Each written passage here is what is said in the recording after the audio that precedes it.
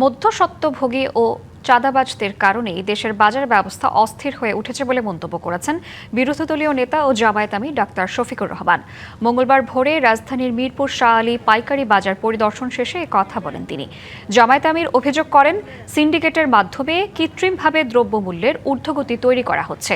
বাজার পরিস্থিতি নিয়ন্ত্রণে সরকারকে আরও কার্যকর উদ্যোগ নেওয়ার আহ্বান জানিয়ে তিনি বলেন, সাধারণ মানুষের জন্য বাজারকে সহনীয় পর্যায়ে রাখতে প্রয়োজনীয় ব্যবস্থা নেওয়া জরুরি। জনগণের স্বার্থে সংসদের ভেতরে ও বাইরে বিরোধী দল এ বিষয়ে সোচ্চার থাকবে। সংসদের ৩০০ জন সদস্য যদি সিদ্ধান্ত নেয় যে বাংলাদেশে চাঁদাবাজি হবে না, তাহলে কেউ করা সহজ। আমি না হয় একটা পণ্যের ব্যবসা করি, কিন্তু আরো ১০০টা পণ্য যে আমার কিনা লাগে, ওখানে গিয়ে তো আমাকে বিড়ম্বনার শিকার হবে।